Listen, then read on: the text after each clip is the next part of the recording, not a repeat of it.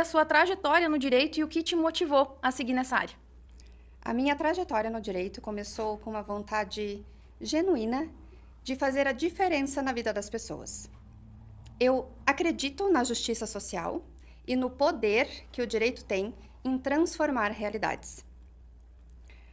Além disso, eu costumo falar que o INSS é como um Kinder Ovo. Sempre tem uma surpresinha. A gente está acostumado a trabalhar de uma determinada forma, aí de repente vem uma norma e muda tudo.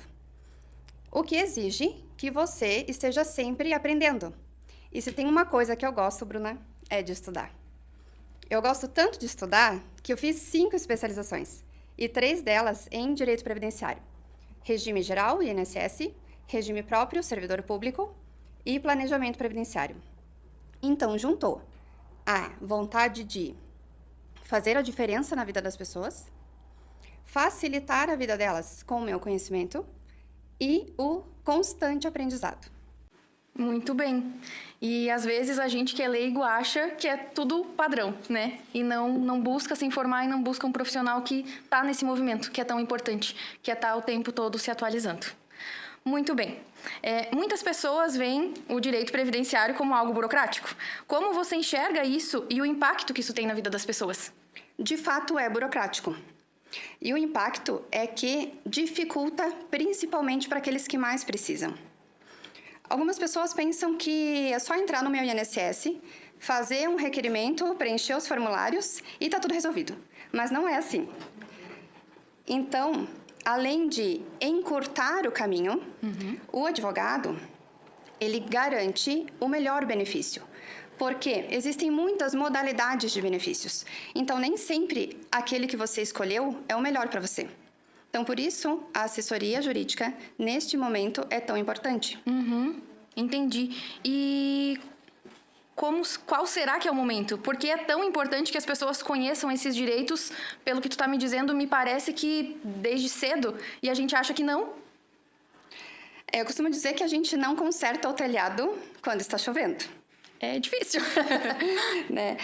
Então, a palavra previdência, ela vem do latim, que significa previsão. Se prevenir para a velhice ou para uma incapacidade. Então, o pior erro que tem é você pensar na previdência só quando precisa dela. Muitas vezes a gente só busca entender o INSS quando a gente precisa do benefício. E tu tem alguma dica, algum direcionamento de como as pessoas podem se planejar melhor? Bom, outro grande erro é pensar que previdência é coisa de idoso, né? É o que todo mundo pensa. Quem só se preocupa com isso quando precisa, acaba perdendo a oportunidade e vendo tarde demais que poderia ter se planejado melhor.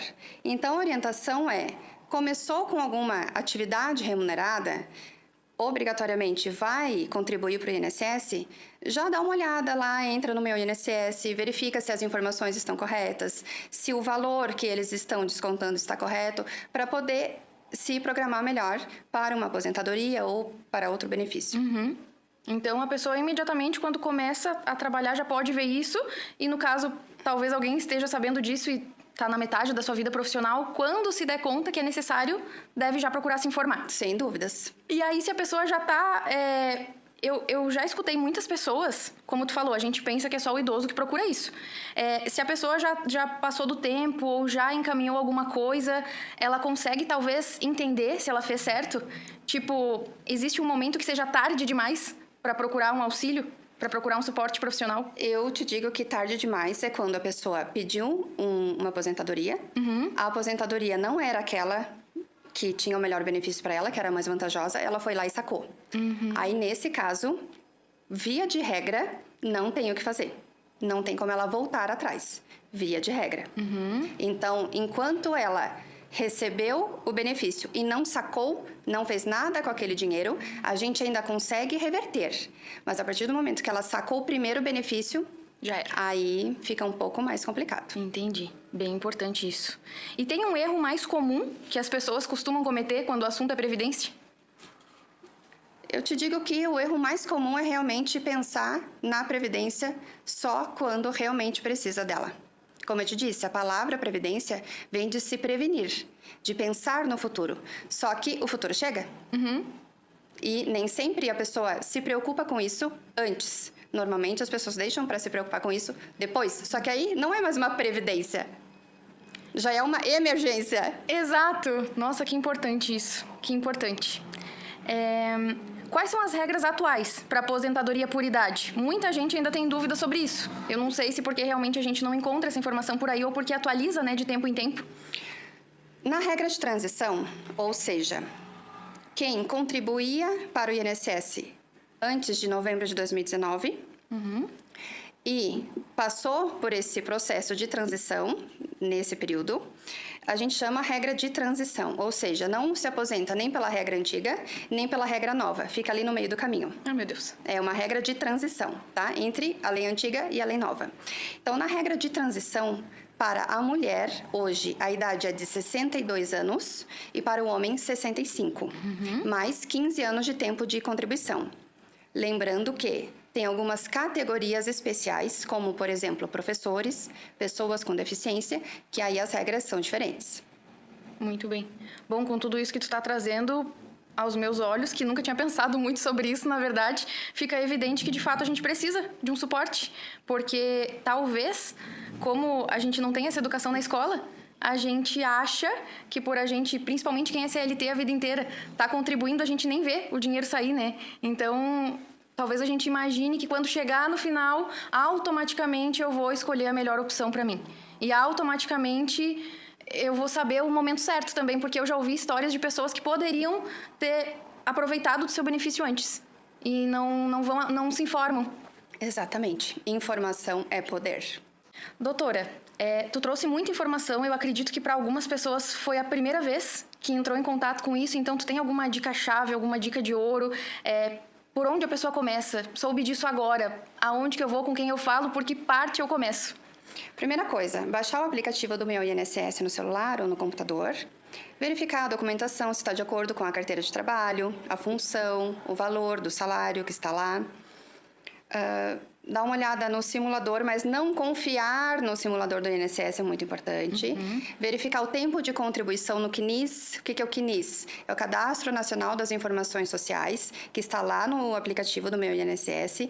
Você pode baixar ele em PDF, dar uma olhada, ver se as informações estão todas corretas. Número do NIT, data de nascimento, já vi data de nascimento errada no INSS. Então, assim, pequenos detalhes que a pessoa sozinha ela pode conferir, baixando o aplicativo e tendo acesso a essas informações. E, claro, verificando com uma assessoria jurídica, né, principalmente especialista em direito previdenciário, para auxiliar nesse momento. Perfeito, perfeito. É para todo mundo. É para todo mundo. Basicamente é para todo mundo. E imagino que na dúvida, porque eu né, a minha opinião, claro, cada pessoa vai ter uma opinião sobre isso, mas talvez está tão enraizado em muitas famílias que as coisas vão se resolver automaticamente, que tudo isso ainda fica uma interrogação. E aí as pessoas podem te contatar e se alguém não conseguir fazer esse passo a passo que tu sugeriu, você orienta. Sim. E aí, se for preciso, de fato, né, a tua consultoria, o teu atendimento, aí a pessoa segue. É importante isso que você trouxe, porque às vezes as pessoas erram porque elas seguem aquele procedimento do que sempre foi assim, né? E a gente acha que fazendo tudo sem um auxílio de um profissional especializado e atualizado, Sim. o sistema vai nos direcionar para a melhor opção. Não, inclusive te trago um depoimento pessoal. Estou cuidando de um caso que é de uma familiar. Fomos analisar a situação dela no Meu INSS e estão faltando contribuições de 1996 até 2003, que ela não tem mais os carnês. Os contadores que trabalhavam para ela na época já faleceram, ou seja, ela não tem como comprovar que ela pagou INSS, que ela contribuiu para a Previdência Social. Então, o sistema ainda tem algumas falhas. E quando geralmente modificam a plataforma, Alguma informação se perde. alguma informação pode se perder pelo caminho. Eu ia falar perfeito, mas que ruim, né? Mas que bom que tem alguém que pode nos ajudar quando acontece isso. Ou, como tu falou, de forma preventiva, né? Que a gente busque entender de fato a nossa melhor opção. Sim. Bom, muita gente confunde BPC com aposentadoria. Qual é a principal diferença? A gente tem a Seguridade Social, que ela tem 3 pilares. Quais são? A previdência social, a assistência social e a saúde, que no Brasil nós temos o SUS, tá? A previdência social é para quem contribui, para aquele trabalhador que paga para a previdência social para ter direito à sua aposentadoria. A assistência social é para quem não contribui. É o INSS que cuida, mas não é previdenciário, é assistencial. Entendi. Algumas pessoas me falam assim, ai doutora, mas o meu vizinho nunca contribuiu e se aposentou. Isso não existe. Não é aposentadoria. Não é aposentadoria. Então, é o BPC, que é o benefício de prestação continuada, que é um benefício assistencial. Entendi. Tá? Então, a previdência social é para quem?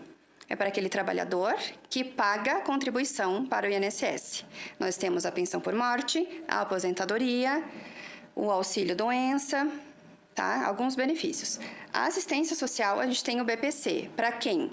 Para idosos acima de 65 anos ou deficiente físico, pessoa com deficiência, na verdade, que estão em situação de vulnerabilidade social.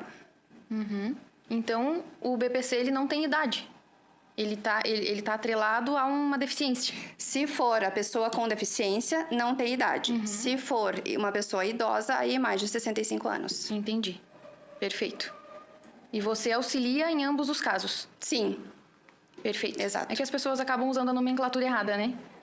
Não está trabalhando, está recebendo algo, é aposentadoria, mas não é. É exato. diferente. Isso, é outro benefício. Entendi. Doutora Sara, recentemente o STF tomou uma decisão importante sobre a carência para o auxílio maternidade. O que mudou? Sim, o STF declarou a inconstitucionalidade de um período de carência de 10 meses para que as gestantes tenham direito ao auxílio maternidade. Então, agora, a gestante precisa fazer uma contribuição para ela ter direito ao auxílio maternidade em caso de parto ou adoção. E a pensão por morte? Que eu acredito que seja uma coisa que muitas pessoas têm dúvidas porque ninguém gosta de falar sobre morte. Então, quem tem direito à pensão por morte? A pensão por morte é um benefício previdenciário pago aos dependentes de um segurado que faleceu. Então, quando a pessoa exerce uma atividade remunerada, obrigatoriamente ela precisa contribuir para a previdência. Então, a gente chama de segurado obrigatório. No caso da pensão por morte, o instituidor da pensão, ele precisa ter qualidade de segurado no momento do óbito, para que os dependentes dele tenham direito. Nós temos uma outra categoria de segurado, que são os segurados facultativos. Se não é obrigatório, é facultativo. Então, quando a pessoa ela não exerce uma atividade remunerada, mas ela quer contribuir, por exemplo, dona de casa, ela paga para que ela tenha uma possível aposentadoria no futuro. Então, a gente chama ela de segurado facultativo. Uma informação importante que eu falo aqui é que o servidor público, quando ele é vinculado a regime próprio de previdência, ele não deve pagar o INSS como segurado facultativo. Se está pagando, está jogando dinheiro fora. Caso tenha alguma contribuição que foi feita dessa forma, a gente consegue recuperar aí os últimos 5 anos de restituição. Olha, eu acho que não tem jeito de pensar em tudo isso sem o auxílio de um profissional, porque realmente é muita coisa. São muitas variáveis, né? Muitos detalhes. Doutora Sara, então para a gente conseguir finalizar, tu tem uma mensagem para que as pessoas entendam a importância de lutar, de conhecer os seus direitos? Previdência não é sobre esperar pelo futuro, mas preparar-se para ele. Dignidade não é um favor, é um direito. Uau! É uma